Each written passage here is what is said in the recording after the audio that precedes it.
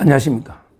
미국 정치권에서 참으로 그 충격적인 안타까운 비극이 또 이제 발생했습니다.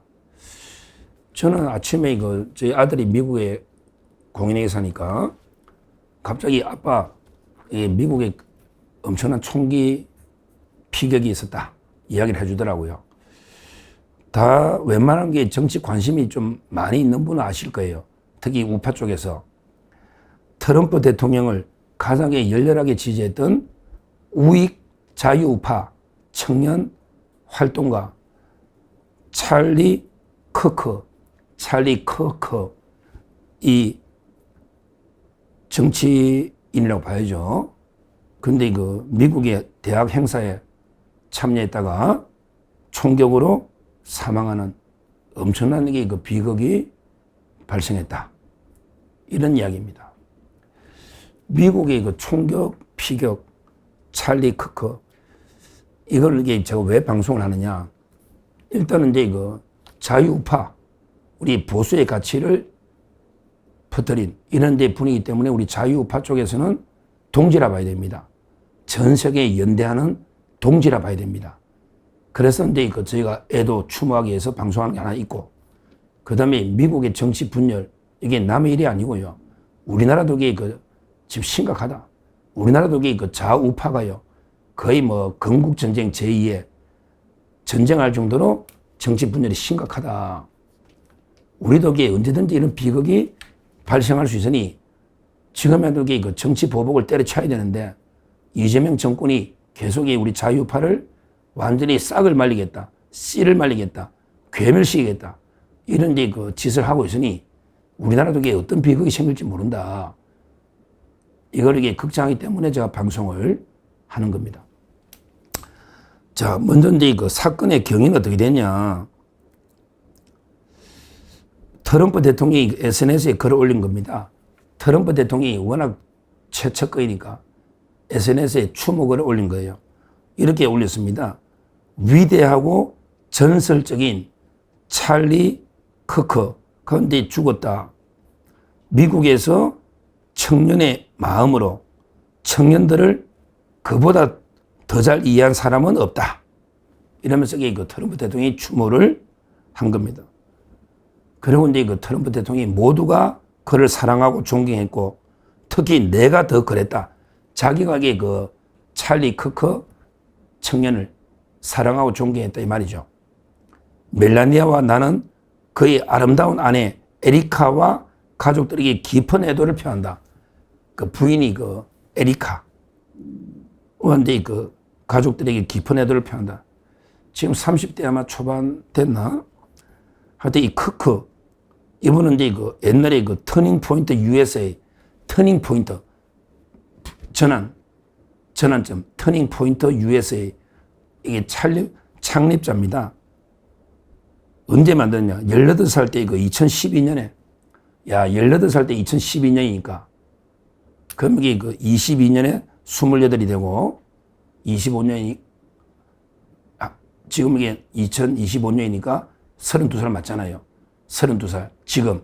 그러니까 2012년에 18살 때, 그때 보수주의, 미국의 보수 가치를 제대로 세워야 된다. 그래가지고 그때 윌리엄 몽고메리 두 명이 함께 둘이가 이런 단체를 만드는 겁니다.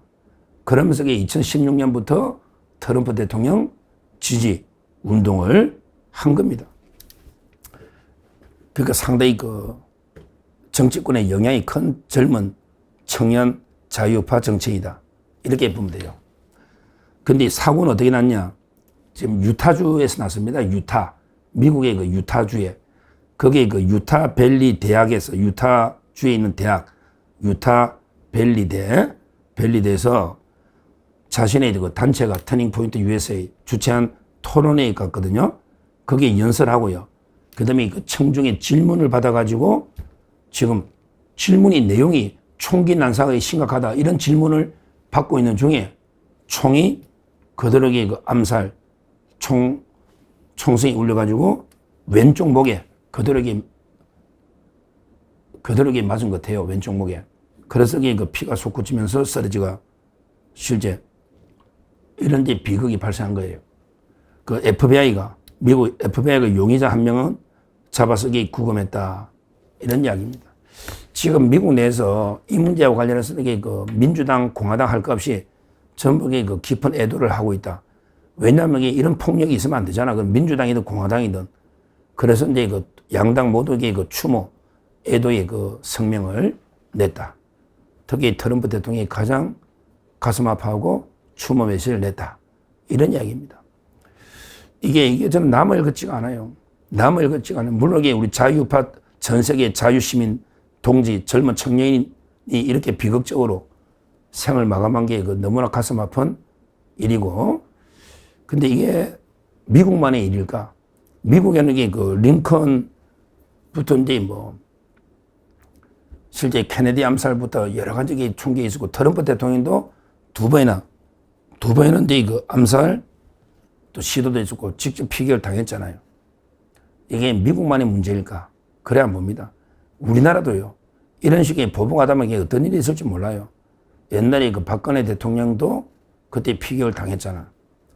실제 이재명이도요, 자기는 자꾸 테러라고 우기는데 테러는 무슨 테러예요. 하여튼 이재명이도 부산에서 일단 그 피격은 당했거든요. 피격은. 옛날에 그 돌아가신 그 김동길 박사가 총이 한 자루 있으면 자기에게 문재인을 쏘고 싶다. 물론 이제 그냥 비유적인 표현이겠죠. 그분이 암살 이런 분은 아닌데, 하여튼 그만큼 이게 적대적인 정치예요. 제 주위에도 그 이재명이 어떻게 해야 되나 이런 분들이 많거든요. 너무나 적대적이 되어 있는 거예요.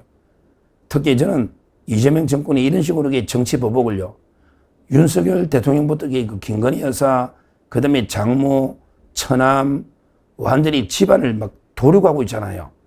도륙하고 있잖아. 거기다가 말도 안 되는 한덕수부터 추경호까지 자유파 도륙을 하고 있잖아요. 그 외에도 지금 목사님까지 손현보 목사님이나 또 김장한 목사님들까지 탄압하고 있잖아요. 이런 식으로 한쪽을 완전히 날개를 끊겠다. 새 오른쪽 날개를 한쪽으로 괴멸시키겠다.